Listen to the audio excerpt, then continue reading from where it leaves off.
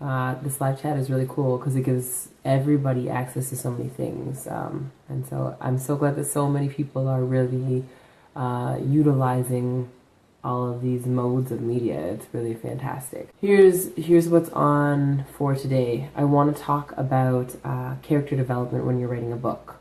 So a lot of people come to me and they'll say to me, like, I don't know where to start, but I have a story to write and I want to write my story. And I love that. You know, if you're not a fiction writer, that's absolutely okay. If you're writing your memoirs or you're writing your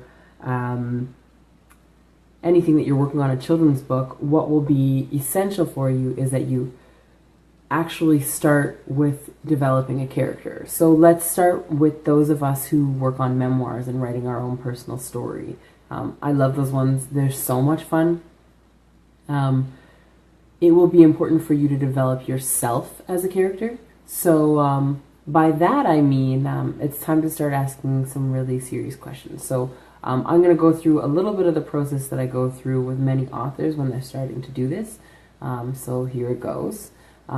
Let's start by talking about what your character would wear on a regular basis. When we start there, you'll start to get to know a little bit about that character, and that seems really minimal, but it's important to get to know who your character is. Now, let's pretend you're writing a children's book.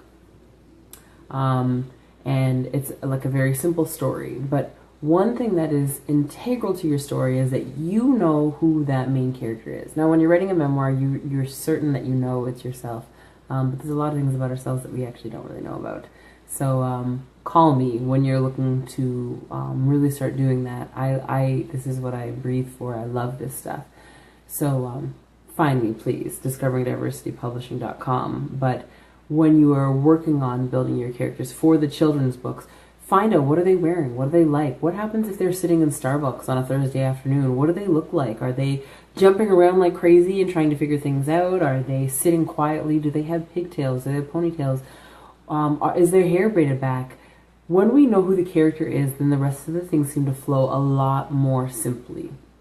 And so by that I mean, if I know my main character is always afraid of the dark, but more than that, he's always afraid that he's going to get stuck in some sort of rut, then the way that I can write him into each scene will absolutely change.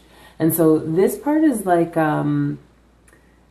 it's so revealing of who the author is, who you are as a person, but also who you're building as a character. So this is sort of the part where, and many of us who are writers get that sort of download when we're sleeping, that like all of a sudden we have this idea and we can't stop writing, and that's super cool. That part is amazing. People usually send me that, and we usually have to go back again because the first version is not usually everything that you want it to be, which is why the editing process is so important. But this is just a quick idea about character development. If you have any questions, please check us out, discoveringdiversitypublishing.com. I'm Sheena. I love doing this. I am your books midwife, so please check us out and have yourself a beautiful day. Bye.